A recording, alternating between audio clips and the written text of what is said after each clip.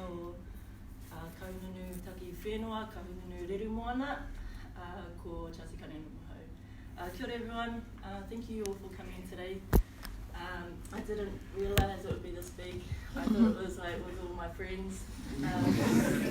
That's why I decided to do something a little bit different rather than talk so much directly about my kaupapa. I thought I'd talk about the journey that I've had to get to this point and how whakapapa has guided that. So obviously my research journey has been like this amazing, wonderful thing that I've experienced, and my kaupapa involves everything that I love, which is my family, whakapapa, physical activity, physical education and so forth, and it's been hugely influential for me, for personal growth, and made me kind of the woman I am today, so I hope you guys really enjoy this. But obviously to understand my journey a little bit, I'm going to have to share with you a little bit about my experiences and upbringing, something that I'm really uncomfortable talking about. But as I've learned along the way, those uncomfortable situations and moments are the most valuable parts of understanding yourself and understanding your potential. So I hope you're all prepared.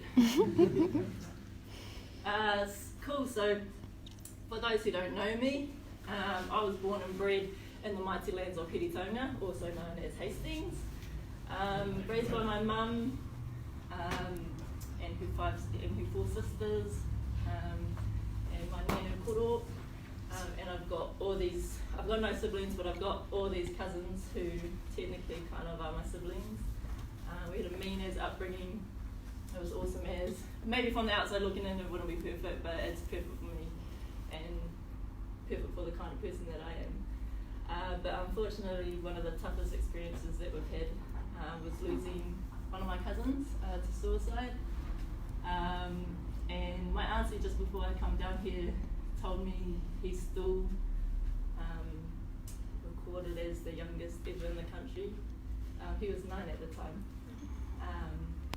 But yeah, and if I'm being completely honest, I blamed myself for years because that day or the morning of, I was supposed to pick him up, take him to the movies with my other 2 cousins that I had, but he lives so close to town. I was like, nah, the bro, like if he wants to come, he'll come. It's just down the road. And then we come out of the movie. Mum tells me what's happened, and you can just see the heartbreak and pain in her voice and her soul. And on top of that, trying to internalize what she's actually saying. Yeah, it was really, really tough. And then all these experiences that I was having at the time as well, like during the tangi, I was getting like these massive nosebleeds.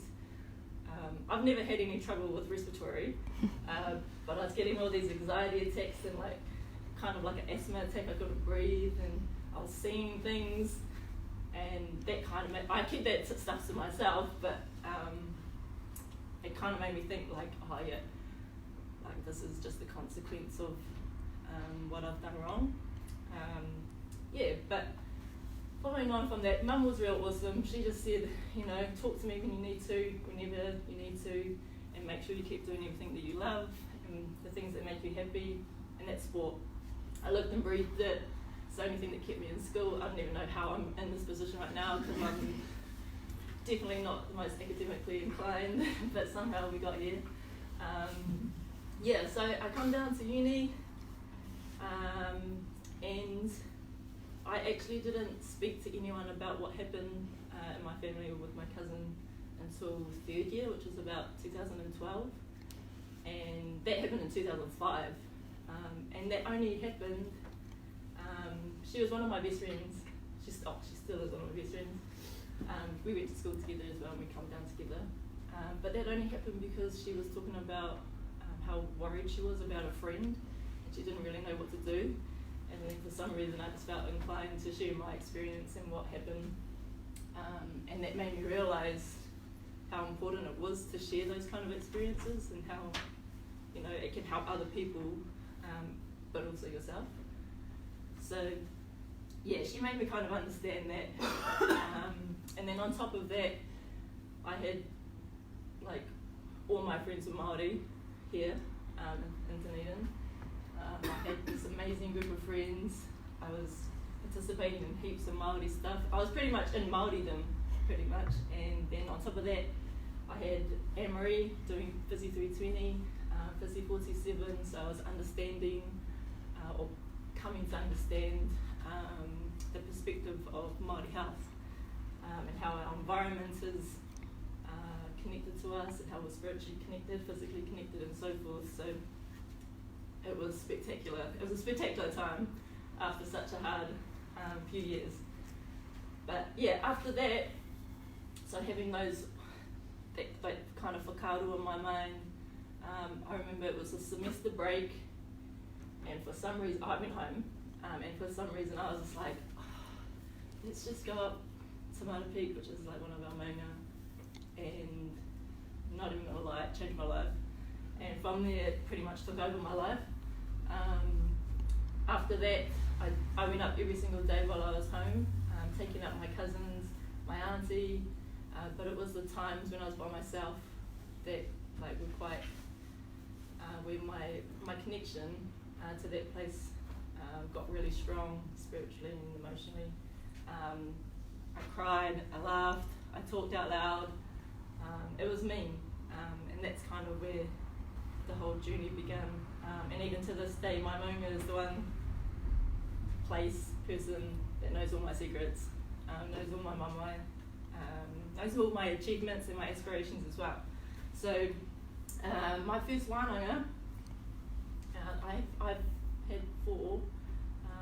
So this was the maunga that I took my whānau to first.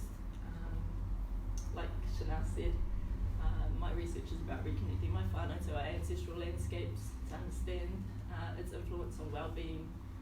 And that's why I took them to this place first, because that's where pretty much the whakapapa of my research started. Yeah, so that's awesome as. Sweet, so for my masters, Anne-Marie and Hawati, it was about a week away from handing in, and I couldn't, I was having a lot of trouble with my structure because I could understand it, but I couldn't see it. And we ended up using, Anne-Marie suggested using this beautiful karakia that Hawati had taught us. I'm not too sure it has a name, but I just call it Iti Timatanga.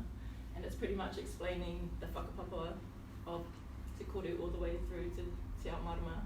Obviously it's a lot longer than that, and there's heaps of bits in between, but it was perfect. I was able to finish it quite nicely, and it made sense to me, and I knew it would make sense to the reader. But after that, I realised it wasn't even just important for a research domain, and it's kind of my whole process of like daily life. Anything, like as soon as I get frustrated with something or I can't understand something, I'm like, it's okay, whakapapa's got me, I'm in Te Kore, like it's fine. So Te Kore is like the potential realm, like or some call it the nothingness, but I prefer to look at it as like everything that could be, you know, the potential. And it's probably the realm that I spend most of my time in. Because I do, my thoughts, my whakaaro and my thinking are always, like I can't stay focused on one thing. If I read something and then I spot something and I'm like, oh, what's that? And then I go off and you do the same thing over and over again. So, but I've learned to really love Te Kore, whereas before, and I used to get frustrated and a little bit concerned about where I was at. It's all good now for me because I'm like, now I'm in Te Kore, there's a process to this. And I know eventually I'll get to Te Pō and then Te Ao Marama. So Te Pō,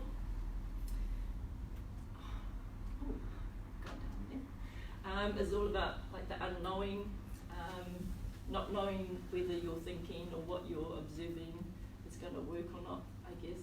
Well, that's how I see it. It might not be how everyone else sees it, but just being aware that going into those uncomfortable spaces, such as this one right now, is when you realise that potential, and then you start seeing that enlightenment, and you're nearing, Te Ao Marama, the word of light, and that's the most exhilarating part of that process, is when you realise you're like, holy shit, yes, and you've got there. But don't be fooled, you can go back to Pūkōrero. That's okay, you welcome that.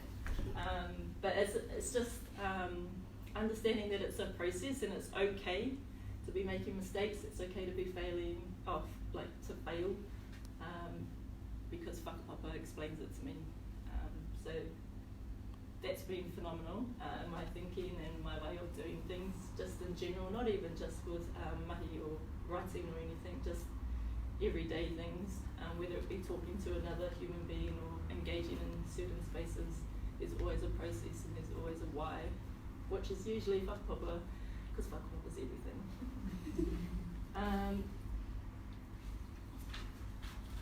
Is this not going to start straight away? Okay.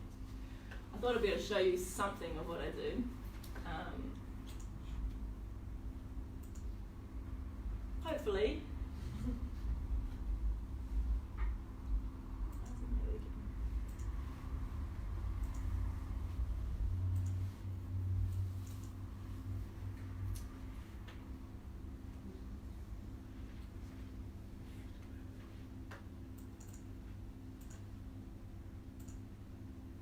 Awesome.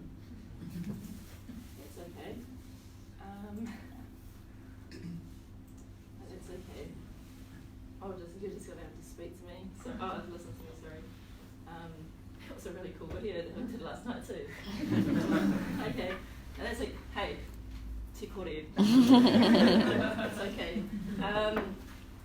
But last year, I lost one of my closest aunties to cancer.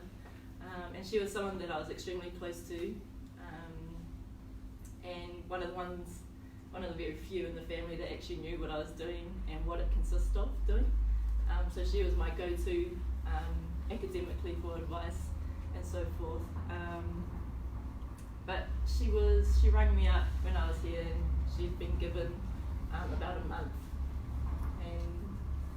and I was quite fortunate that she told me, because obviously I was able to spend the last few weeks and days with her, which was awesome.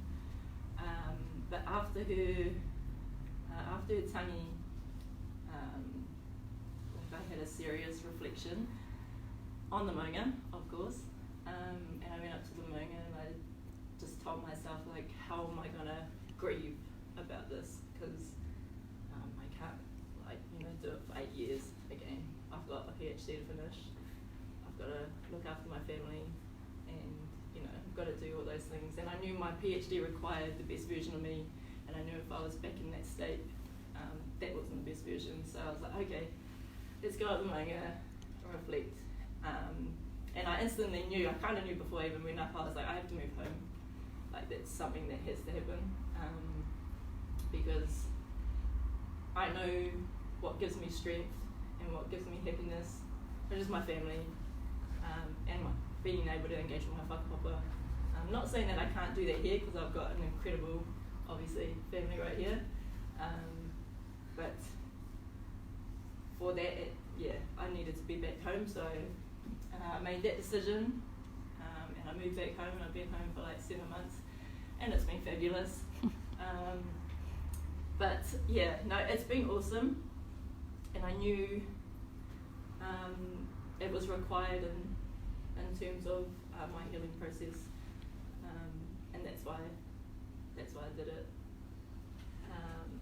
Oh no, okay. Oh, that's my auntie there, actually. That was about a week before.